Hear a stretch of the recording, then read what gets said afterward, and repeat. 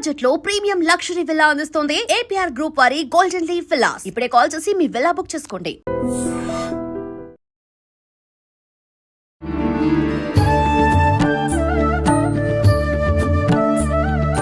నమస్కారం, welcome to I dream. ధర్మ మార్గం విత్ విజిత కార్యక్రమానికి స్వాగతం.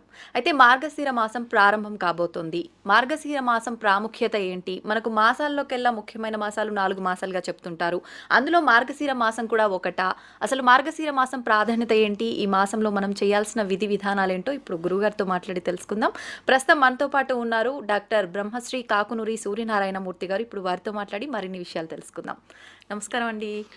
నమస్కారం అమ్మాయి, ఎలా ఉన్నారు? క్షేమం. చాలా సంతోషంగా ఉన్నాం మేమైతే. మీ స్మైల్ చూడగానే జోస్ వచ్చేస్తుంది. అయితే గురుగారు, మార్గశిర మాసం మనకు అన్ని మాసాల్లోకెల్లా తెలుగు మాసాల్లో 4 మాసాలు ప్రత్యేకమైనవి అంటారు. అందులో మార్గశిర మాసం కూడా ఒకటా? ఏంటి ఈ మాసం ప్రత్యేకత తెలియజేయండి. మాసానాం మార్గశీర్షోస్మి అనేటటువంటి శ్లోకాన్ని మనం భగవద్గీతలో చూడొచ్చు. మార్గశీర్షోహం అని కూడా చెప్తూ ఉంటారు. 12 నెలలలో ఈ మాసం నేనే అని పరమాత్ముడు భగవద్గీతలో ప్రస్తావన చేసి ఉన్నాడు. ఋతువునాం కుసుమాకర, ఋతువులలో వసంత ఋతువు నేనే, నెలలలో మార్గశిరం నెల నేనే, అక్షరాలలో అకారం నేనే, పక్షులలో గరుత్మంతుడిని నేనే. ఇలా తన విశ్వరూపాన్ని ప్రదర్శించేటటువంటి సమయంలో ఈ నెల నా స్వరూపమే అని భగవంతుడు ఎందుకు ప్రస్తావన చేసి ఉన్నాడు? ఈ మాసం ప్రత్యేకత ఏమిటి? మార్గశీర్షము. మృగశిర నక్షత్రం సమీపంలో పౌర్ణిమ నాడు చంద్ర సంచారం ఉన్న కారణం చేత ఈ మాసానికి మార్గశీర్షం అని పేరు. మృగశిర నక్షత్రంలో భక్త కన్నప్ప పూర్వం జన్మించినట్లుగా పురాణం తెలియజేస్తుంది. ఈ మాసంలో సూర్య సంచారం సామాన్యంగా తుల, వృశ్చికం ఈ రాశులలో లేదా ధనురాశికి సంబంధించి ఉంటుంది. అంటే సూర్యుడు పూర్తి వెలుతురు మనకు అందించలేనటువంటి పరిస్థితిలో ఉన్న నేపథ్యంలో ఈ మాసం జీవితాన్ని ఎలా మనం మార్చుకోవాలి, సూర్యోదయం కంటే పూర్వమే లేచి సూర్యుని కాంతి తగ్గిన కారణం చేత ఈ లోపాన్ని పూర్తి చేసుకోవడం కోసం నక్షత్రాల కాంతిని స్వీకరించాలి.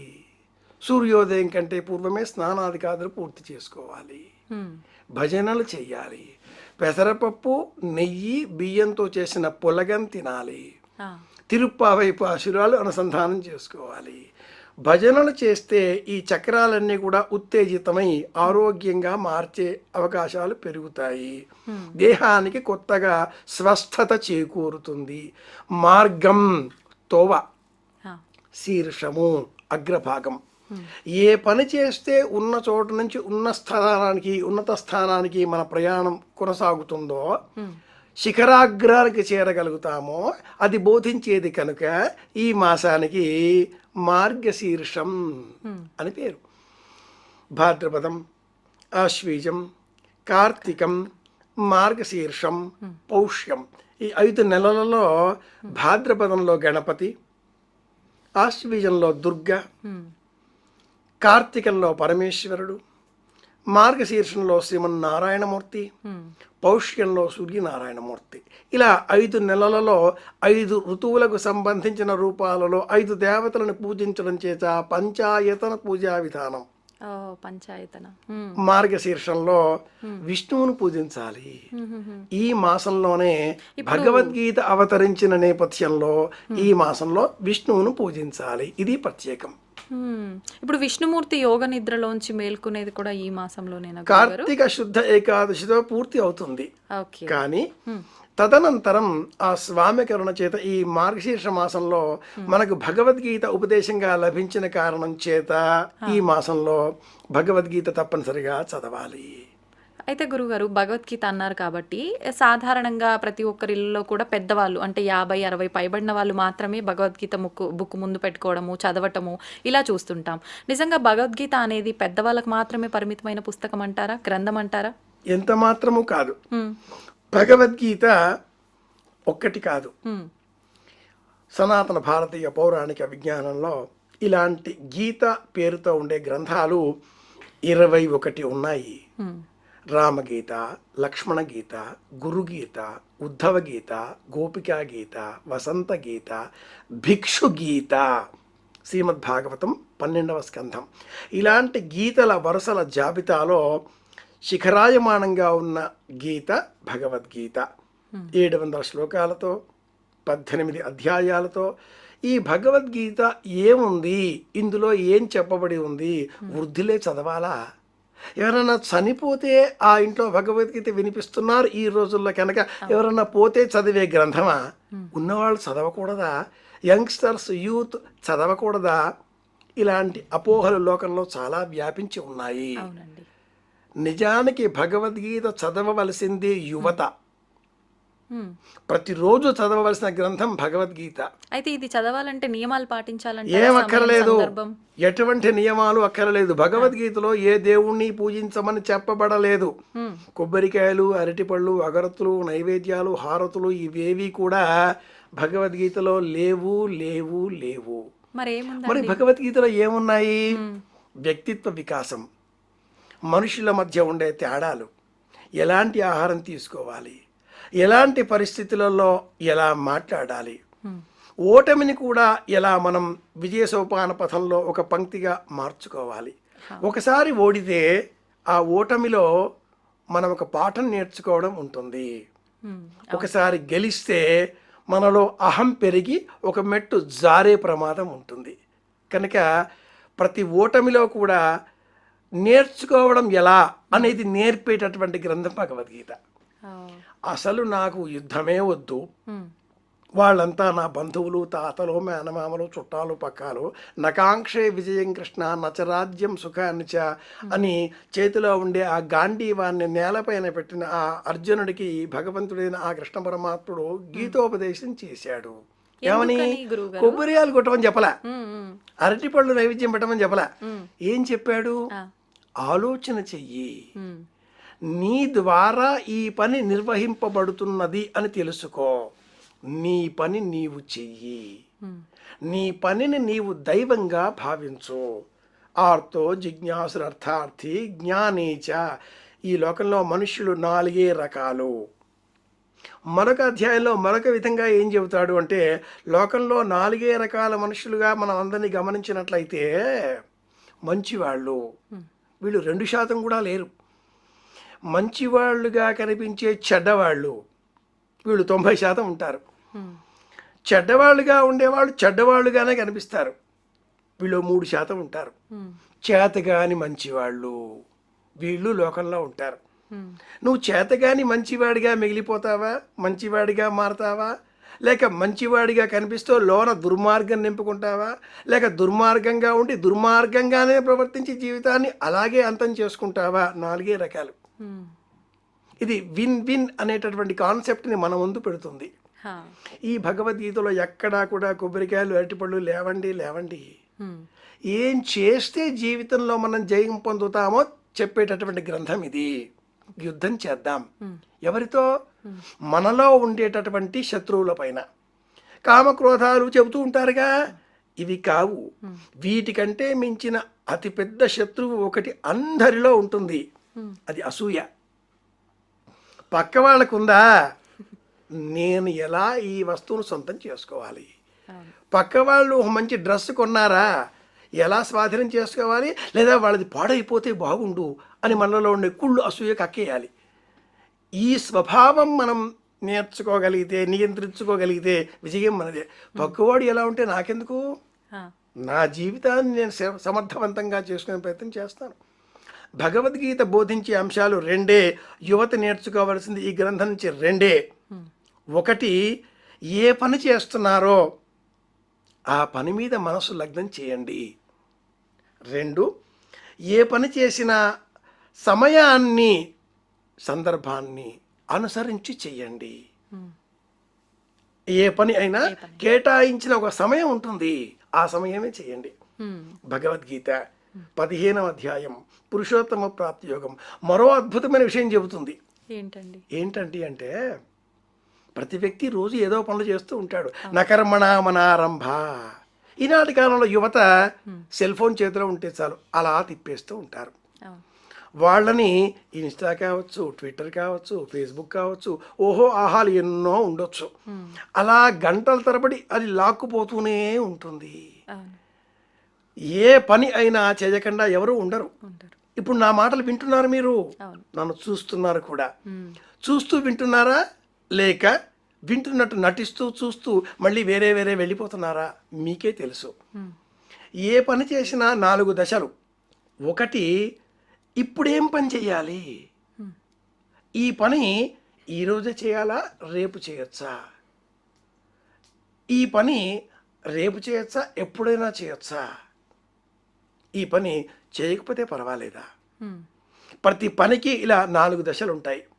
ఇప్పుడే చేయాలి, సాయంత్రం చేయొచ్చు, రేపు చేయొచ్చు, అసలు చేయకపోయినా పర్వాలేదు. వచ్చిన పనిని ఇలా 4 కేటగిరీలలో మనం డివిజన్ చేసుకోగలిగిన అభ్యాసం, ప్రాక్టీస్ చేయగలిగితే విజయం మీదే.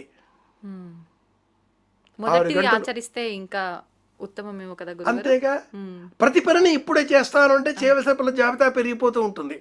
అప్పుడు ఈ జాబితా పెరిగిపోవడంతో అన్ని వాయిదా వేస్తాం. కాబట్టి వచ్చిన పనిని ఎలా చేద్దాం అనే విభజన మీద మన ఎదుగుదల ఆధారపడి ఉంటుంది. సామాన్యంగా ఒక అమ్మాయితో మాట్లాడాలి, ఇప్పుడు మాట్లాడాలా, సాయంత్రం మాట్లాడాలా, రేపు మాట్లాడాలా, మాట్లాడకపోతే పర్వాలేదా? అమ్మాయి కావచ్చు, అబ్బాయి కావచ్చు. ఎగ్జామ్స్ ఉన్నాయి, టెక్స్ట్ బుక్ ఉంది. ఎగ్జామ్స్ ఎప్పుడు? ఇవాళ చదువుదామా, సాయంత్రం చదువుదామా? ఒక ప్రణాళిక. దీని పేరు ప్రణాళిక అంటారు. ప్రతి పనిని ఒక ప్రణాళికగా తీర్చిదిద్దుకోగలిగితే, ఎకనామిక్స్లో ఒక ఫార్ములా ఉంది అమ్మాయి, ఏంటండి? మెండల్ చెప్తాడు, ప్లాన్ అండ్ ప్లానింగ్. ఆర్థిక శాస్త్రంలో ఉన్న ఈ సూత్రం ఏంటి అంటే ప్లాన్, ప్లానింగ్. ప్లానింగ్ ప్రతి పనిని సమర్థవంతంగా నిర్వహించుకోవడం కోసం మనం తయారు చేసుకునే ప్రణాళిక. పంచవర్ష ప్రణాళిక, వార్షిక ప్రణాళిక, బడ్జెట్, ఇవన్నీ కూడా ప్రణాళిక. ప్లానింగ్, ప్లాన్, ఓ ప్లాన్ వేసుకున్నాం, ఇది ప్లాన్, బడ్జెట్, ప్లాన్. అమలు చేసే సమయంలో దాన్ని ప్లానింగ్ అంటారు. When we're doing the work, in the process, ఆచరించే సమయంలో అప్పుడు వచ్చే సమస్యలని అప్పుడే ఎదుర్కోవాలి. అదేదో సినిమాలో చెప్పినట్టు ఆంజనేయ స్వామి వారు లంకా నగరం వెళ్ళిన తర్వాత లంకను దహనం చేయడం కోసం ఇక్కడి నుంచే పెట్రోల్ పట్టుకుపోయాడా నవ్వుకుంటూ ఉంటారు ఈనాటి కాలంలో. ఆ రావణాసురుడే తోకకి అంతో ఇంతో గుడ్డలు కట్టేశాడు, ఇంతో అంతో నెయ్యి తేనె ఏదో పూసేశాడు, ఆయన్ని కాస్త వెలిగే జ్యోతి కూడా అంటించేసేసాడు. ఇవన్నీ దాంతో ఆయన చేసుకోగలి తీసుకెళ్ళాడా? లేదుగా. అక్కడికి వెళ్ళాక ఏం చేయాలో రాముడు ఆలోచించలేదుగా. ఇలా ఆలోచించడం అనేది, బంగారు జింక కనిపిస్తే సీతాదేవి ప్రపంచంలో బంగారు జింకలు ఉంటాయా అని ఆలోచించగలిగితే అసలు రామాయణమే లేదు. కానీ ఆలోచించింది, వెళ్ళిపోయింది. రామాయణంలో మనం నేర్చుకునేది ఏమిటి అంటే రిపెంటెన్స్ ఉండదు, పశ్చాత్తాపం ఉండదు. Plan, planning. దాన్ని మనం ఎలా ఇంప్లిమెంట్ చేయగలుగుతున్నాం అనే దానిపైనే మన జీవితం ఆధారపడి ఉంటుంది. ఇవన్నీ బోధించేది భగవద్గీత. కనుకనే శంకరభగవత్పాదుల వారు మాట అంటారు, భగవద్గీత కించిదధీత గంగా జలలవ. కాసింత భగవద్గీత స్మరించినా చాలు, మీ జీవితం అర్థవంతంగా మారుతుంది. అయితే ఇప్పుడు మనం భగవద్గీత బుక్ పెట్టుకొని చదువుకుంటే మనకు ఆ జ్ఞానం అర్థమవుతుందా? గురువుల సమక్షంలో దాన్ని తెలుసుకుంటే అర్థమవుతుందంటారా? గురువు అక్కర్లేదు ఇక్కడ. భగవద్గీతని భక్తితో కాకుండా ఇష్టంతో చదవాలి. భక్తితో చదివితే మనలో భయం ఏర్పడుతుంది. ఎందుకని అంటే ఇక్కడ దేవుడు, కొబ్బరికాయ పూజలు, లేదా వ్రతాలు, నియమాలు, మన కోరికలకు సంబంధించి కృష్ణ పరమాత్ముడు తీరుస్తాడా లేదా, ఇలాంటివన్నీ వస్తాయి. భక్తితో మనలో భయం ఏర్పడుతుంది. ఇష్టం అన్నప్పుడు ప్రేమ ఏర్పడుతుంది, స్నేహం ఏర్పడుతుంది. ఇష్టం, స్నేహం ఇవి రెండు ఒక వర్గం. భయం, భక్తి ఒక వర్గం. కృష్ణుడి పైన ఇష్టంతో సుధాముడు కాశీని అటుకులు తీసుకెళ్ళాడు, అష్టైశ్వర్యాలు పొందగలిగాడు. కృష్ణుడి పైన భక్తి కంటే ఇష్టం పెంచుకుంటే ప్రేమ కలుగుతుంది. కృష్ణుడు మనలో చేరతాడు, మనకేం కావాలన్నా ఆయనే ఇచ్చేస్తాడు. భక్తి వేరు, ప్రేమ వేరు. తప్పకుండా. భక్తి ఎక్కడ ఉంటుందో భక్తికి నీడలాగా భయం ఉంటుంది. ఇష్టం ఎక్కడ ఉంటుందో ఇష్టం వెనకాతల నీడలాగా ప్రేమ ఉంటుంది. కనుక మనం ఇష్టం పెంచుకోవాలి. భగవంతుడి పైన భక్తి వచ్చిన మరుక్షణం కొబ్బరికాయలు వెంటాడతాయి, అవును అవును, మరుక్షణం అరటిపళ్ళు వచ్చేస్తాయి, మరుక్షణం హారతులు, అగరొత్తులు, భయాలు, స్తోత్రాలు, దండకాలు. భౌతికంగా ఇది కాకుండా ఇష్టం పెంచుకోగలిగితే మన రహస్యాన్ని ఎప్పుడూ ఎవరికి చెప్పనటువంటి ఏకైక శక్తి దైవం. కాబట్టి మనం మన రహస్యాలని దేవుడి ముందు చెంపలేసుకుంటాం, స్వామి చెప్పేస్తాం, ఆయన వినేశాడు, బ్లాక్మెయిల్ చేయడు, ఇంకెవరికి చెప్పడు. మళ్ళీ మనకి ఇన్ రెస్పాన్స్ నేను నిన్ను సినిమాకి తీసుకెళ్ళాలి కదా, నన్ను ఎప్పుడు తీసుకెళ్తావు అని మళ్ళీ అడగడు, ఇంట్రెస్ట్లో వసూలు చెయ్యడు, మీ డ్రెస్ బాగుంది నాకు ఇస్తావా అని అడగడు. మనం చెప్పినవన్నీ వింటాడు, ఊరుకుంటాడు. మనం చెప్తేనే వినిపిస్తుందా భగవంతుడికి? ఏమక్కర్లే, అన్నీ ఆయన తెలుసు. కానీ మనకు అతడు స్నేహితుడు, కృష్ణుడు నా స్నేహితుడు అనుకున్నప్పుడు ఇష్టంతో మనం అన్నీ ఆయనకి చెప్తాం. ఆయన విన్నాడు అనే మమకారం మనలో పెరుగుతుంది. దీన్ని అద్వైత స్థితి అంటారు. ఒక భక్తుడు భగవంతుడితో ఇష్టంగా మాట్లాడేవాడు. భగవంతుడికి కూడా ఈ భక్తుడి మీద ప్రేమ కలిగింది, ఇష్టంగా మాట్లాడడం మొదలెట్టాడు. ఇద్దరు చక్కగా చిచ్చాటి పిచ్చాపాటి మాట్లాడుకునేవాళ్ళు. భగవంతుడికి ఇతడితో మాట్లాడడం ఇష్టం. ఈ భక్తుడు కూడా భగవంతుడితో మాట్లాడడం మొదలెట్టాక లోకంతో సంబంధాలు మర్చిపోయాడు, అన్నీ ఆయనతో మాట్లాడడం మొదలెట్టాడు. కొద్ది రోజులు అయ్యాక భక్తుడికి భగవంతుడు నాతో మాట్లాడుతున్నాడు, నాతోటేం మాట్లాడతాడు అనే అహం కలిగింది. ఓ రోజు మధ్యాహ్నం దేవాలయం తలుపులు అలా వేసేసాడు, భక్తుడు బయటకు వచ్చేసాడు. అదేదో బయట పనులు పూర్తి చేసుకొని మళ్ళీ గుడికి వచ్చాడు.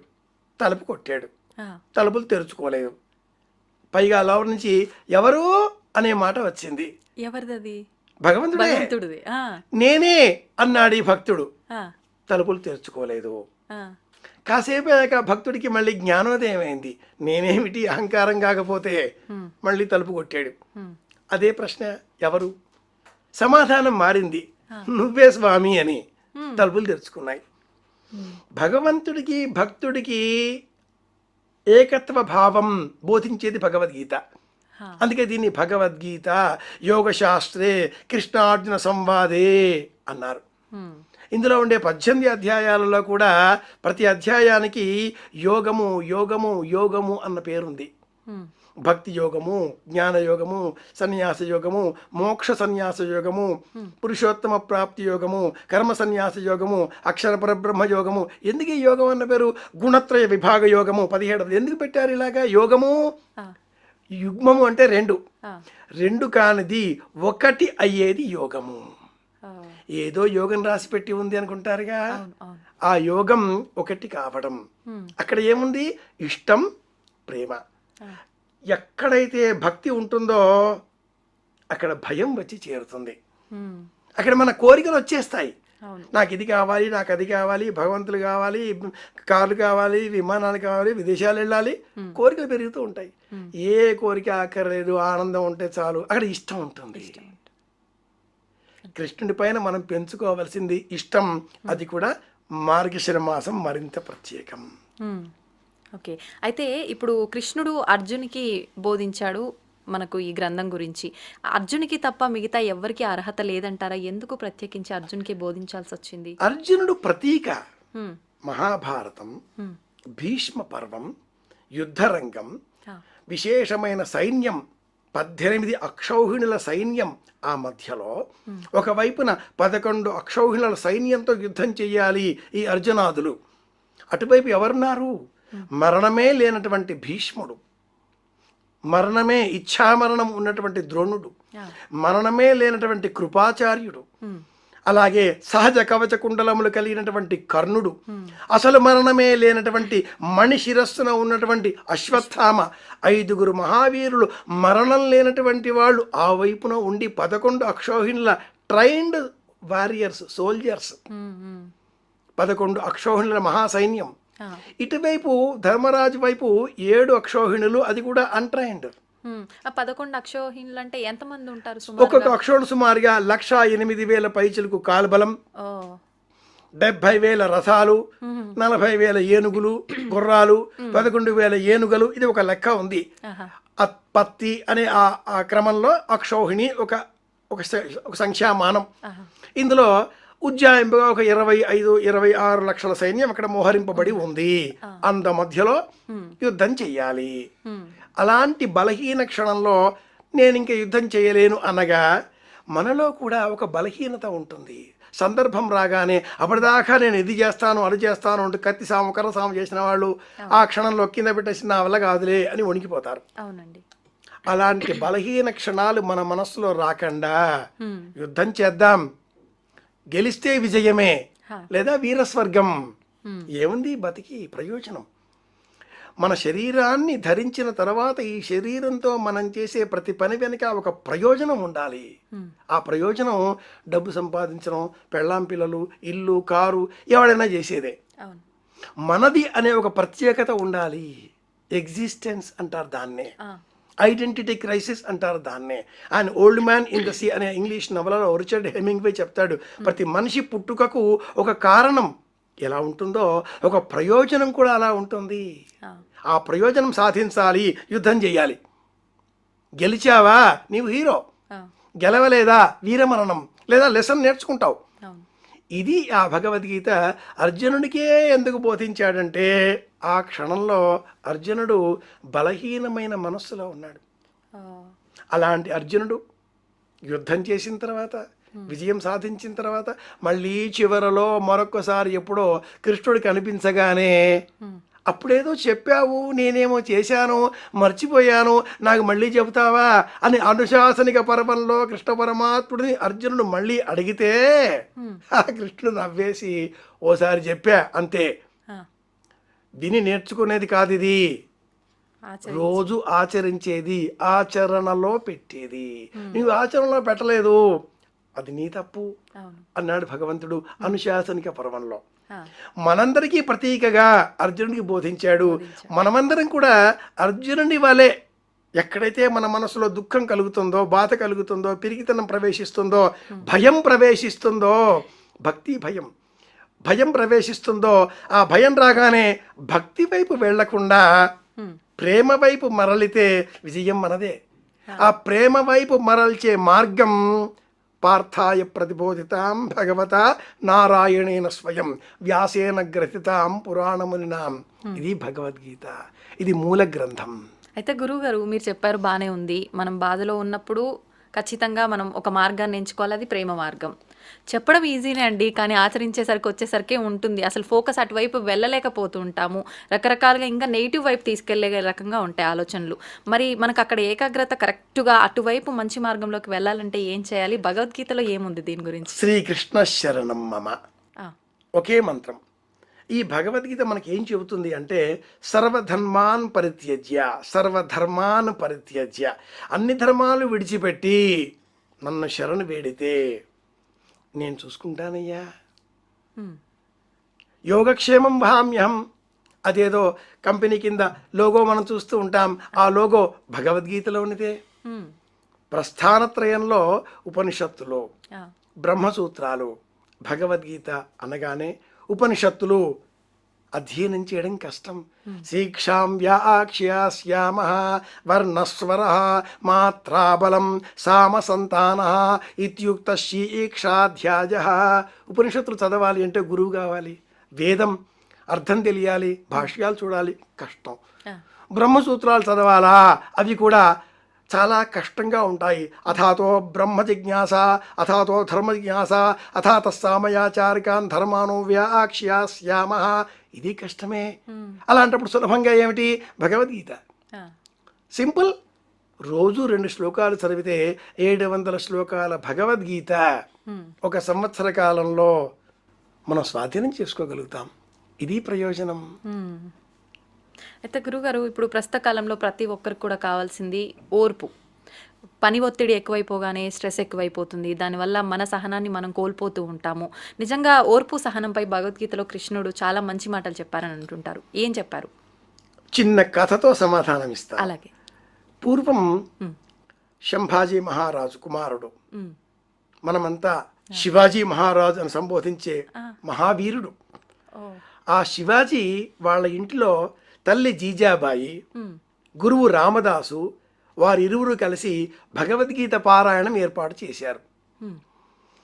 శివాజీ గారు కూడా కూర్చున్నారు. పండితులు వచ్చారు, భగవద్గీతలు తెరిచారు, శ్రీకృష్ణ శరణం మమ అన్నారు. వాళ్ళు ఇలా పుస్తకం తెరిచి ధర్మక్షేత్రే కురుక్షేత్రే సమవేతాయుత్సవ అనగానే శివాజీ లేచేశాడు. అయిపోయింది కదా అనగానే ఆ రామదాసు ఇంకా ఆరంభమే, ధర్మక్షేత్రే కురుక్షేత్రే విన్నాను, నేనేం చెయ్యాలో నాకు అర్థమైంది, నానాజీని పిలవండి, మనం యుద్ధానికి వెళ్ళాలి, ఇది నా ధర్మం. ఇది కూర్చుంటూ వింటూ జపం చేస్తూ పారాయణలు చేస్తూ శ్రీకృష్ణ శ్రీకృష్ణ అని పూజలు చేస్తూ ఇది కాదు ఈ దేహానికి ఉండే ప్రయోజనం. భగవద్గీత నేనేం చెయ్యాలో నాకు బోధించింది, నా ధర్మం. ఇప్పుడు నేను యుద్ధం చెయ్యాలి, ఈ దేశంలో ఉండే విదేశీయులను తరిమి వేయాలి, ఇది నా ధర్మం, నాకు అర్థమైంది. భగవద్గీత కించిదధీత అన్న ముక్కలో ఉండే అర్థం ఇది. ఈనాటి కాలంలో యువత బలహీన పడిపోయి పలు ఆలోచనలతో డైవర్షన్స్ అంటూ ఉంటాం ఇంగ్లీష్లో, ఇటు అటు వెళ్ళిపోయే సమయంలో ఏం చేయాలి, భగవద్గీత ఏం బోధిస్తుంది, ఏముంటుందండి భగవద్గీతలో? మార్కెటింగ్ స్ట్రాటజీ ఉంది, మేనేజ్మెంట్ టెక్నిక్స్ ఉంటాయి. భగవద్గీతలో లేనిది అంటూ లేదు. మనం చేసే పనిని మనం చేయకుండా ఇతరుల చేత చేయించి చివరిలో ఆ ప్రయోజనాన్ని మనం సాధించడమే మేనేజ్మెంట్ అంటూ ఉంటారు. గెటింగ్ డర్క్ ఏమంటారంటే getting works done by others is called management. He is the best manager who knows how to manage the things properly. ఈ మేనేజ్మెంట్ టెక్నిక్స్ అన్నప్పుడు అర్జునుడి చేత భగవంతుడు ఈ పని చేయించాడే, అతడి చేతిలో చక్రం ఉంది, ప్రయోగించి క్షణంలో సాధించుకోవచ్చు తన ప్రయోజనాన్ని. కాదు, అర్జునుడి ద్వారా చేయించాడు. ఒకే ఒక సమ్మోహనాస్త్రంతో అర్జునుడు ఒకసారి పూర్వం కౌరవులపైన విజయం సాధించి ఉన్నాడు. విరాట పర్వంలో ఒక్క బాణంతో సమ్మోహనాస్త్రం మళ్ళీ ప్రయోగించవచ్చుగా?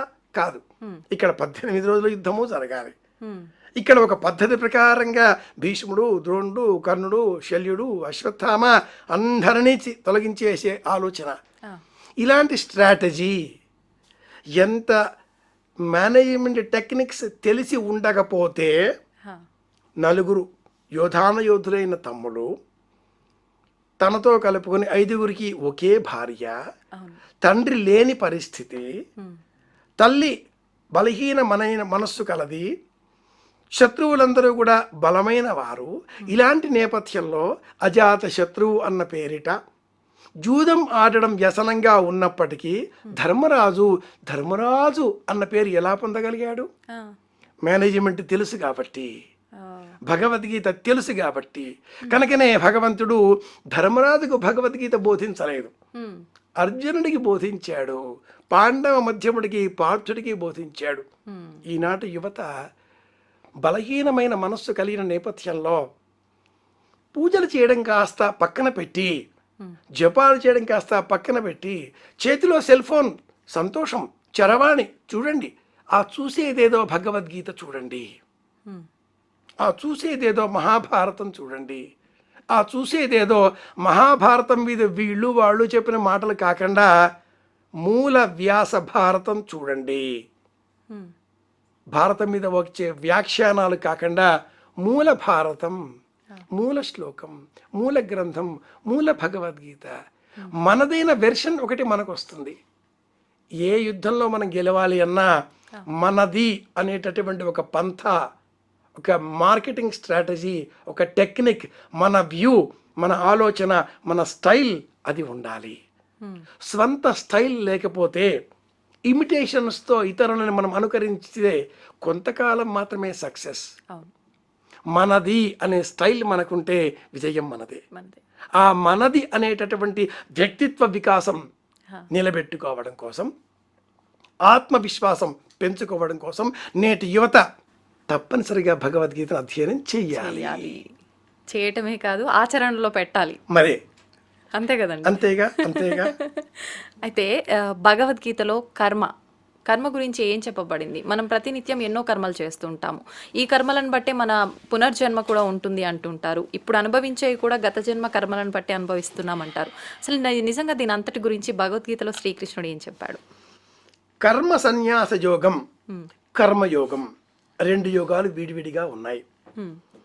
నా చేత ఈ పని చెయ్యబడుతున్నది అని చెప్పేది కర్మయోగం. ఆ, ఈ కర్మ వల్ల వచ్చే ప్రయోజనానికి నేను బాధ్యుడిని కాను, ఆ, ఇది కర్మ సన్యాస యోగం. ఆ, అంటే పరీక్ష వ్రాసిన తర్వాత వచ్చే ఫలితం మనం ఆశించి ఆ ఫలితాన్ని మనం నిర్ణయించి ఆ పరీక్ష మనం వ్రాస్తే అది భగవద్గీత బోధకు అనుసరింపబడినటువంటి అంశం కాదు, తగినటువంటిది కాదు. పరీక్ష నేను వ్రాస్తున్నాను అని కాకుండా నా చేత వ్రాయింపబడుతున్నది, ఇది మొదటి స్థితి. వ్రాయించేటటువంటి సమయంలో పరమాత్ముడే దీనికి బాధ్యుడు కనుక ఆ పరమాత్ముడు ఇచ్చినటువంటి మనోశక్తితో నా ప్రయత్నం నేను చేసి ఈ ప్రయత్నం కూడా మళ్ళీ పరమేశ్వరోద్దిష్టమే పూర్తి చేస్తున్నాను, పరమాత్ముడు పూర్తి చేయిస్తున్నాడు. నాతో. ఈ రెండూ తెలుసుకోగలగాలి. I'm not held responsible, I'm attending the work, అవును, ఐఎమ్ ఏ ప్రాసెసర్, అంతే. నా ద్వారా, త్రూ మీ, ఇలాంటి ఆలోచనలతో నాహంకర్త హరికర్త, ఈ ఆలోచనతో మనం ఏ పని చేసినా విజయం మనదే. భగవద్గీత కర్మని చేయకూడదు అని చెప్పదు. ప్రతి వ్యక్తి ఎప్పుడు ఏదో ఒక పని చేస్తూనే ఉంటాడు. ఆ చేసే పని లక్షణంగా చెయ్యాలి. మీరు వింటున్నారండి, మీరు వినాలి. అవును, ఈ వినే మాట మీ బుర్రకి ఎక్కేటట్లుగా మేము చెప్పే ప్రయత్నం చేస్తున్నాం కాబట్టి మరింత జాగ్రత్తగా వినాలి. చూస్తూ వింటున్నారు అంటే 2 కర్మలు చేస్తున్నారు. ఒకటి చూస్తున్నారు, 2 వింటున్నారు ఏకకాలంలో. ఈ రెండింటి ద్వారా మీకు వచ్చిన ఆ జ్ఞానాన్ని మీరు అనలైజ్ చేసుకోవాలి, మీరు ప్రాసెస్ చేసుకోవాలి. అలా లేకుండా ఇలా వచ్చింది అలా విన్నాం అంటే అలా మర్చిపోతాం. కాకుండా మీరు ప్రాసెస్ చేసుకోగలిగితే మీలో మీది అయిన ఒక వెర్షన్ ఏర్పడుతుంది. దాని ద్వారా మీ ప్రవర్తన మారుతుంది. ఆ ప్రవర్తన ద్వారా భగవద్గీత ప్రాక్టీస్లోకి ఏర్పడుతుంది, ప్రాక్టీస్లోకి వచ్చేస్తుంది. అలా లేకపోతే వింటాం, పోతూ ఉంటాం. ఇక పూర్వజన్మ అప్పుడేదో పుట్టాం కాబట్టి ఇప్పుడేమో. కర్మ విపాకము అనే మరి ఒక గ్రంథం, ఆ పుస్తకం పేరు కర్మ విపాకము. నెట్లో ఉంది, చూడొచ్చు. ఈ జన్మలో ఈ నక్షత్రంలో ఈ పాదంలో పుట్టిన వాళ్ళు గత జన్మలో ఏమై ఉంటారో ఈ గ్రంథం వివరిస్తుంది. ఆ పుస్తకం పేరు కర్మ విపాకం. జ్యోతిష శాస్త్రంలో ఇలాంటి గ్రంథాలు అనేకం ఉన్నాయి. భగవద్గీత చదివినా, జ్యోతిషం నేర్చుకున్నా, కర్మ విపాకం అనే గ్రంథం చూసినా మనకు కలిగే ప్రయోజనం ఏమిటి అంటే, ఓహో ఇలా ఉన్నానా, ఇలా ఉన్నానా, ఇలా ఉండబోతున్నానా, ఇలా కాకుండా ఎలా ఏం చేస్తే ఇంకా బాగుంటాను నేను, నాకు వచ్చే నెలలో యాక్సిడెంట్ అవుతుంది ఏదో తెలుస్తుంది ఈ జ్యోతిషం ద్వారా, రాకుండా నేనేం చేయాలి, జాగ్రత్తగా ఒళ్ళు దగ్గర పెట్టుకుని డ్రైవింగ్ చేసే ప్రయత్నం చేయాలి. కాస్త శ్రీకృష్ణ శరణమ్మమ్మ నాయన నీవే తప్ప అనేటట్టుగా మంచి పనులు చేయాలి, పుణ్యబలం పెంచుకోవాలి. తప్పించుకునే అవకాశం ఉంటుందా? డెన్సిటీ తగ్గుతుంది, కర్మని తొలగించలేం, దాని సాంద్రత తగ్గించుకోగలుగుతాం. చిన్న ఉదాహరణ, కుక్కర్లో బియ్యం పెట్టి నీళ్లు పోయడం మర్చిపోతే, విజిల్ పైన దృష్టి పెట్టకపోతే, లేక నీళ్లు తక్కువగా పోసినా ఆ కుక్కర్లో రాబోయే అన్నం తెల్లగా కాకుండా నల్లగా వస్తుంది. చింతపండు కలుపుకుంటే చింతపండు పులిహోర పసుపు రంగులో తినే మనం, పెరుగు కలుపుకుంటే పెరుగన్నం అని తినే మనం, తెల్లటి అన్నం ఇంకేదో వేసుకుని తినే మనం, కర్మ కాలితే, దృష్టి లేకపోతే, ఏకాగ్రత తొలగితే బ్లాక్ రైస్. ఈరోజు భగవంతుడు నన్ను బ్లాక్ రైస్ తినమన్నాడు అని మాడు చెక్కలను కూడా మహదానందంగా తినగల ఓర్పు నేర్పు మనలో పెంచేది భగవద్గీత. ఏ కర్మ విపాకాది గ్రంథాలు ఏమి చదవక్కర్లా, భగవద్గీతని మనసు పెట్టి చదివితే చాలు అనుకున్నది సాధించుకోగలుగుతాం. భగవద్గీత నిజంగా చదివితే సంపూర్ణమైన ఆత్మవిశ్వాసం అతడిలో పెరుగుతుంది. ఐ కెన్ డూ అనే విశ్వాసం పెంచుకోవాలా? యువత తప్పనిసరిగా భగవద్గీతని చదవాలి. పూజించడం సంగతి తర్వాత ముందు చదివే ప్రయత్నం చేయాలి. అయితే గురుగారు కృష్ణుడు అంటూ ఉంటాడు అందరూ నా బిడ్డలే అని చెప్పి. అయితే కొంతమంది మంచి మార్గంలో వెళ్తారు, కొంతమంది చెడు మార్గంలో వెళ్తాడు. అంతా ఆయన ఆపాలనుకుంటే ఆపేయొచ్చు. కానీ ఎందుకు చెడు మార్గంలో వెళ్ళి రకరకాల విధ్వంసాలు సృష్టిస్తుంటారు, అయినా ఆపలేకపోతున్నారు ఎందుకని? పగలు రాత్రి, ఉమ్, రాత్రి అనే సమయం ఉంటేనే పగటి విలువ మనకు తెలుస్తుంది. ఆ, రాత్రి సమయం ఎందుకుంది? ఉమ్, విశ్రాంతి తీసుకోవడం కోసం, నిద్రించడం కోసం. ఆ, పగటి సమయం ఎందుకుంది? పని చేయడం కోసం. అసలు ప్రపంచంలో పరమాత్ముడు అందరినీ మంచివాళ్ళుగానే సృష్టించాడు అనుకుందాం, ఆ, ఒకవేళ పర్ఫెక్ట్ మార్కెట్ లాగా. ఆ, కానీ వ్యాపార రంగంలో పర్ఫెక్ట్ మార్కెట్ అనేది ఒక ఊహాజనిత వ్యవస్థ. మోనోపలిస్టిక్, డ్యూయోపలి, అలిగోపలి, మోనోపలిస్టిక్, కాంపిటేటివ్ మార్కెట్ ఇవే ఉంటాయి. కానీ రియల్ మార్కెట్లో ఒకే రకంగా అన్ని సబ్బులు ఒకటే, అన్ని బియ్యము ఒకటే, ప్రపంచమంతా ఒకటే, అద్వైతం అని ఉండదు. వీళ్ళే సమానంగా ఉండవు. కనుక మంచివాళ్ళు చెడ్డవాళ్ళు ఉంటారు. ఆ, మంచిలో చెడ్డ, ఉమ్, చెడ్డలో మంచి. మంచి, నిజానికి ప్రపంచంలో ఉండే వాళ్ళంతా చెడ్డవాళ్లే. ఆ, సందర్భాన్ని బట్టి వాళ్ళల్లో ఉండే మంచితనం కూడా బయటకు వస్తుంటుంది. అవును, అలాగే ప్రపంచంలో ఉండే వాళ్ళంతా మంచివాళ్లే. ఉమ్, కానీ సందర్భాలు కొన్ని వాళ్ళల్లో సమయాలలో చెడ్డతనాన్ని వెలికి తీసి వస్తూ ఉంటాయి. ఉమ్, కనుక ఏ శాతం ఎక్కువ, మంచితనమా చెడ్డతనమా? సమస్తము తెలిసినవాడు రావణుడు, ఉమ్, నిత్య శివ పూజా దురంధరుడు, అవును, బ్రహ్మజ్ఞాని, బ్రహ్మకు మనుమడు, ఆ, విరోచనుడికి సంబంధించిన జాతి కదా, సమస్తము తెలిసినవాడు కదా. అయినా కూడా పరదారాపహరణం, రాముడు ఇల్లాల సీతాదేవిని ఎందుకు ఎత్తుకు వచ్చాడు? అది గుణం, ఆ, అది కర్మ, అది గుణ స్వభావం కాబట్టి చేశాడు. తెలిసి ఫలితం అనుభవించాడు. ఉమ్, ఇతరుల రాజ్యం తీసుకోకూడదు తెలిసినా కూడా దుర్యోధనుడు యుద్ధం చేశాడు, అనుభవించాడు. ఇప్పుడు వాళ్ళకి అంత జ్ఞానం ఉంది కదా గురువుగారు, ఇలాంటి తప్పు త్రోవ పట్టేటప్పుడు ఆ జ్ఞానం వాళ్ళకు నేర్పిన విలువలు ఉంటాయి కదా, ఎలా వెళ్తారు తప్పు మార్గంలోకి మళ్ళీ? వాళ్ళ దాకా ఎందుకు? ఉమ్, యువత, మీరు, మేము, మనమందరం కూడా అనుకోని బలహీన క్షణాలలో ఏదో ఒక మాట అనేసి అరే రే అలా అనాల్సి ఉండేది కాదే అని పశ్చాత్తాపపడని క్షణాలు లేకుండా ఉంటాయి ఆ జీవితంలో? ఉండవు. తప్పకుండా అలా పశ్చాత్తాపపడతాం. పడతాం. ఈ సమాధానం క్లాసులో ఎగ్జామ్ హాల్లో ఉన్నప్పుడు గుర్తుకు వచ్చి ఉంటే నేను ఐఏఎస్ ఆఫీసర్ని అయ్యేవాడిని, బయటికి వచ్చాక గుర్తుకు వచ్చింది అరే రే అనుకోని క్షణాలు కూడా ఉండవు. అవును, అవి కూడా ఉంటాయి. అన్నీ సమానమే. కనుక బలహీనత లేని వ్యక్తి ప్రపంచంలో లేడు. ఉమ్, ఉమ్, పదవికి పడిపోని వ్యక్తి ప్రపంచంలో లేడు. నాకు అక్కర్లేదు అన్న వ్యక్తులు కూడా, నేను ₹1 పైసా ఏమి తీసుకున్న వ్యక్తులు కూడా మళ్ళీ ఏదో వంగతో తీసుకునేదే ఈ ప్రపంచం. ఏ ప్రవచనకారుడు కూడా ₹1 వేస్ట్, రూపాయి మీద మనసు పెట్టుకోకూడదు, రూపాయలు శాశ్వతం కాదు. జేబులో ఉండే ఒక ₹100 కాగితాన్ని తీసి ఇలా చించేయమని చెప్పండి, ఆ, ఎవరూ చించరు. చించారు. కాబట్టి లోకం ఏమిటి అంటే వాస్తవం వేరు, వివేచన వేరు. ప్రతి వ్యక్తిలో కూడా 2 గుణాలు ఉంటాయి. ఏ శాతం ఎక్కువ అనేదే ఇక్కడ కౌంటబుల్ అని చెప్పాలి. ఉమ్, ఉమ్, పరమాత్ముడికి మంచితనంగా ఉంటే ఇష్టం, ఆ, నమస్కారం చేస్తే ఇష్టం. నమస్కారం చేయని వాడు కూడా పరమాత్ముని కుమారుడే. ఉమ్, అమ్మాయి, ఓ తండ్రికి 2 కొడుకులు, ఓ నమస్కారం చేస్తాడు, నమస్కారం చేయడు. అవును, ఆ తండ్రి నమస్కారం చేసిన వాడి పట్ల మంచి భావంతో ఉంటాడు, వీడు గుడ్ బాయ్ అంటాడు. అవును, కానీ యాజ్ ఎ రియల్ ఫాదర్ ఎవడైతే ఈ నమస్కారం చేయని కొడుకుంటాడో వీడిని ఎలా బాగు చేయాలా అని ఆలోచిస్తుంటాడు అవును, అవును, కదా.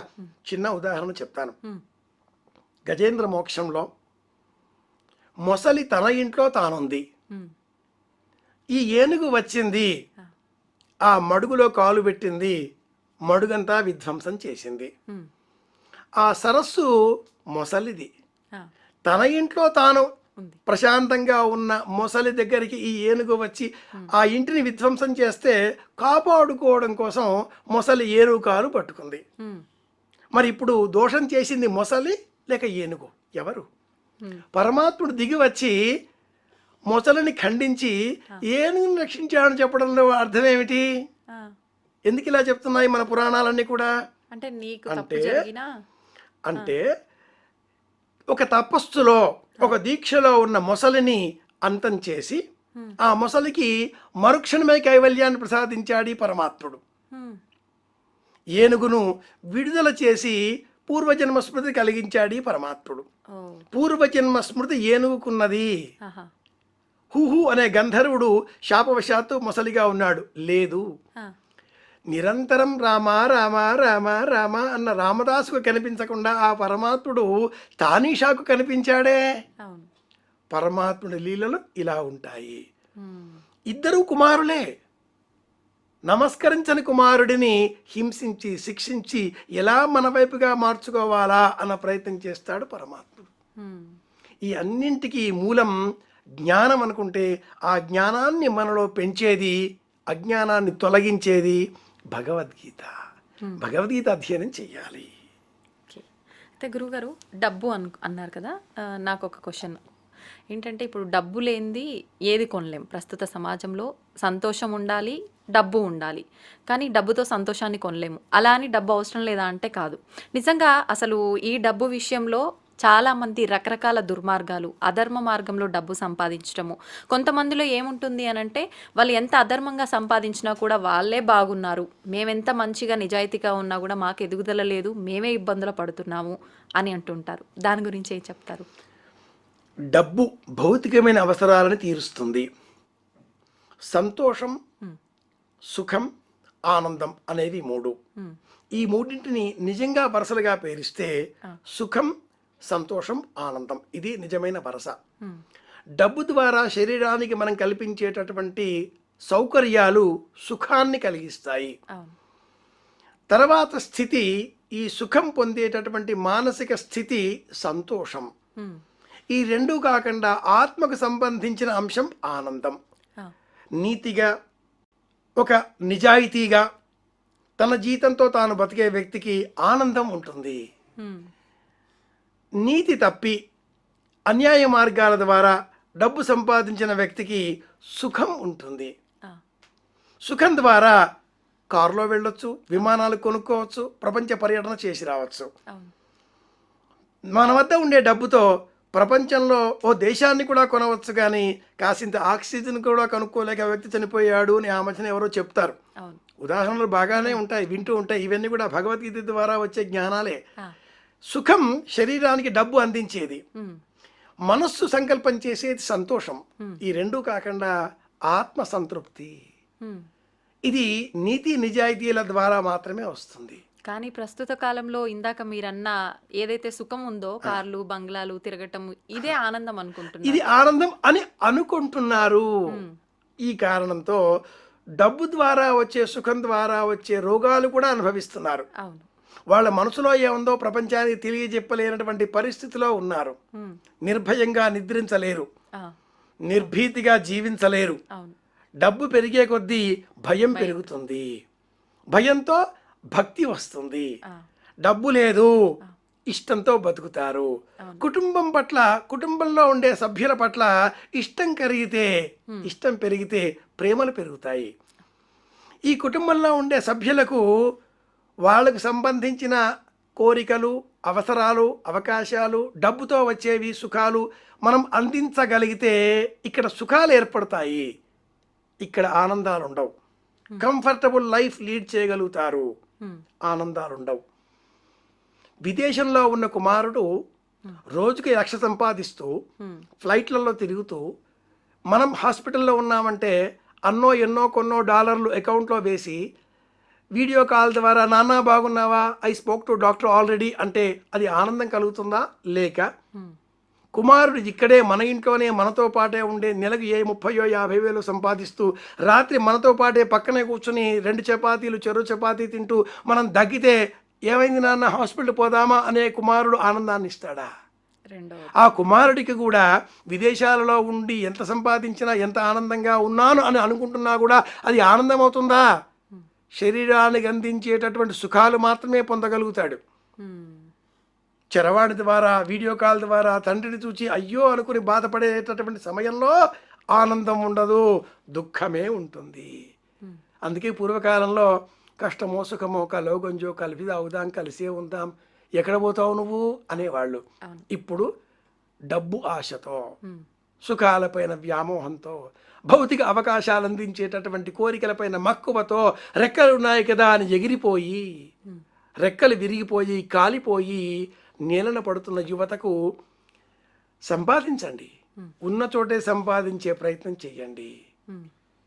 ఇది మన దేశం, ఇది నా రాష్ట్రం, ఇది నా గ్రామం, ఇది నా కుటుంబం, నా తల్లి తండ్రి, నా భార్య, నా కుమారుడు, నా సంతానం, నేను, నా కుటుంబం అనే షల్, ఇది ఇంపార్టెంట్. ఇది బోధించేది భగవద్గీత. సుఖం, సంతోషం, ఆనందం. డబ్బు ద్వారా సుఖాలు పొందుతాం, నీతి నిజాయితీ ద్వారా ఆత్మసంతృప్తితో ఆనందం పొందుతాం. ఈ రెండింటి మధ్య ఊగిసలాడే మధ్యతరగతి జీవులు ఉన్నారు. ఒక్కోసారి తప్పు చేస్తారు, సంపాదించేస్తారు, మళ్ళీ అమ్మమ్మో మనతోటి కాదు అంటారు. వాళ్ళు సంతోషం అప్పుడప్పుడు ఓసారి పైకి ఓసారి కిందికి, మధ్యతరగతి కదా. ఇదొక స్థితి. ఇలాంటి వాళ్ళు ఎక్కువగా ఉన్నారు. కాబట్టి వీళ్ళు అటువైపు వెళితే ఆనందం, ఇటువైపు వెళితే సుఖం. ఎక్కువ సంఖ్యలో ఉండే మధ్యతరగతి వాళ్ళు నీతి నిజాయితీతో ఆనందం పొందుదామా, తప్పి సుఖాల వైపు మరలుదామా, మీరే నిర్ణయించుకోవాలి. అయితే అసలైన ధనికులు, అసలైన పేదవాళ్ళు అనంటే మనం ప్రస్తుతం డబ్బుగానే చూస్తున్నాం. డబ్బు ఎక్కువగా ఉందంటే వాళ్ళు ధనికులు, బాగా ఉన్నవాళ్ళు. డబ్బు లేదు అంటే వీళ్ళు కటిక పేదవాళ్ళు. ఇలానే అసలు నిజంగా మన ధర్మం ప్రకారంగా మన శాస్త్రంలో ధనిక పేద గురించి ఏం చెప్పబడిందండి? శాస్త్రంలో భగవంతుడు ధనవంతులను చూడడు, మరి ఎవరిని చూస్తాడు? పత్రం పుష్పం ఫలం తోయం, మనస్సును చూస్తాడు. శ్రవణం కీర్తనం విష్ణోస్మరణం పాదసేవనం వందనం అర్చనం దాస్యం సఖ్యం ఆత్మ నివేదనం. 9 భక్తి మార్గాలలో 9వది ఆత్మను సమర్పించడం. కన్నులు మూసుకున్న ఒక పేదవాడు ఏడుకొండలవాడిని మనసులో నిలుపుకొని 2 చేతులు జోడించి ఏడుకొండలవాడ వెంకటరమణ గోవిందా ప్రశాంతత పొందుతాడు. డబ్బు గలవాడు తిరుమలకి 10 సార్లు వెళ్ళి ఫోన్లు చేయించి లైన్లలో కాకుండా డైరెక్ట్గా వెళ్ళి స్వామిని అరగంట చూచి అరగంటలో 50 ఫోన్ కాల్స్ మిస్ కాల్స్ ఉంటే బయటికి వచ్చి అంతకు రెట్టింపు ఉద్వేగపడతాడు. కనుక ఆత్మశాంతి పొందాలి అంటే, ప్రశాంతత మనకు లభించాలి అంటే, ఆత్మ ప్రశాంతంగా పరమోన్నతంగా ఆలోచించగలగాలి, గుండెలపైన చేయి వేసుకుని ప్రశాంతంగా నిద్రపోవాలి అంటే నీతి నిజాయితీలే ఆధారం. అవే మనిషికి బలం. గురుగారు, ప్రతి ఒక్క మనిషికి కూడా మనం ఇందాక కూడా మాట్లాడుకున్నాము, ఓర్పు ముఖ్యం. ఎదుటి వారిని ఇబ్బంది పెట్టే లక్షణం ఉండకూడదు, అది కరెక్ట్ పద్ధతి కాదు అని చెప్తూ ఉంటారు పెద్దవాళ్ళు. అయితే మన ముందు ఏదైనా అన్యాయం జరుగుతోంది, మనం ఖచ్చితంగా దాడి చేయకూడదా? అది దాడి చేస్తే మనం తప్పు చేసినట్టుగా అవుతుంది.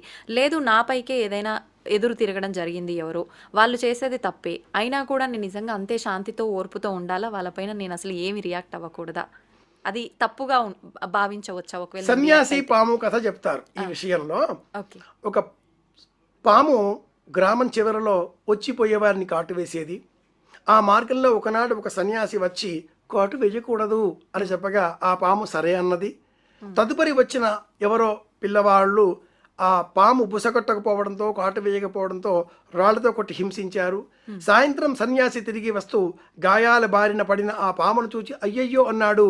పాము అన్నది, మీరే కదా ఎవరిని హింసించకూడదు, ఇదిగో ఈ పరిస్థితి అనడంతో ఆ సన్యాసి కాటు వేయవద్దన్నాను కానీ బుసకొట్టవద్దన్నానా అని సమాధానం ఇచ్చాడు. ఈ కథ అందరూ చెబుతూ ఉంటారు.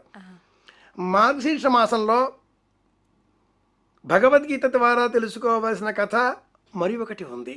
ఏంటండి? మహాభారత యుద్ధ రంగంలో భీష్ముడు, ద్రోణుడు అనంతరం కర్ణుడు యుద్ధానికి వచ్చాడు అర్జునుడితో. నారాయణాస్త్రం, గొప్ప దివ్యమైన అస్త్రాన్ని సంధించాడా కర్ణుడు.